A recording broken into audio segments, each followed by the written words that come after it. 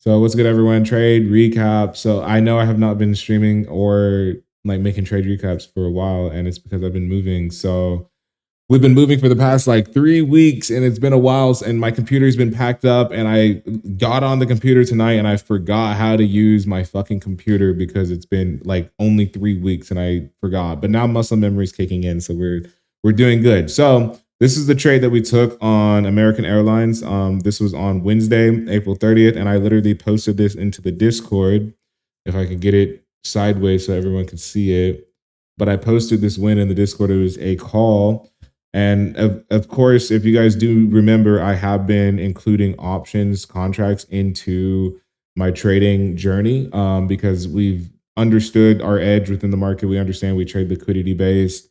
And we also understand how price moves. So you combine that with the options trade or options contracts, and all you're doing is wanting to get simple, clean entries. Well, then boom, you just combine both those together and you're fucking on the roll.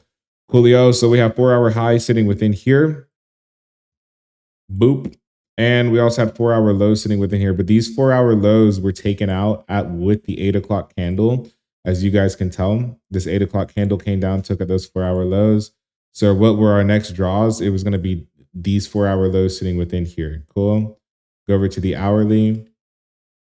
Boom. That was our low. Go to the 5 minute. What do we see? Come market open is we come down, we sweep out our 4 hour low. Cool. What are we doing after that? We're just literally marking out our kill zone within here. I like to mark my kill zone out in yellow because yellow is pretty, right? What happens after that? We inverse this fair value gap, which is what quote unquote a break of structure. And we also get that move back down as well on the 5 minute. So things are lining up. Cool. What happens after we come down, we break structure to the upside.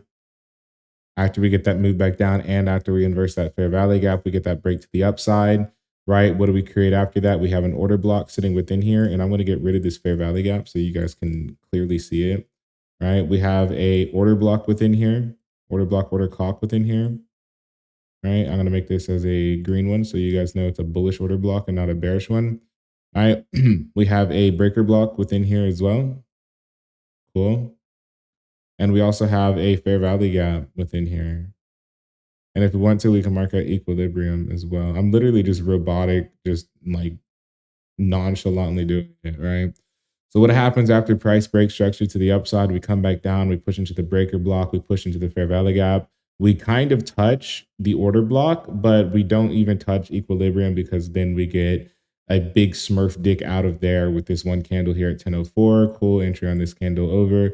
My stops are literally underneath this 1 minute low sitting here, and my take profits were all the way up here to these 4 hour highs, and we did hit that. And my actual first take profit, which was shown on the Discord to everyone, was this fair value gap because I dead ass thought that price was going to reverse as soon as we hit this hourly fair value gap. But fuck no, we didn't. We literally shot through that bitch. So my first take profit was this hourly fair value gap. Second take profit was this fucking 4 hour high sitting within here because on the hourly time frame there was not many other places that we could have pushed off of after we shot through that. I mean, yes, this could have been another take profit up here, but I was more interested in trying to hold my contracts until we got to that 4 hour high sitting there. So that being said, take profit one, and then that 4 hour high, not the 1 hour high, the 4 hour high was our take profit.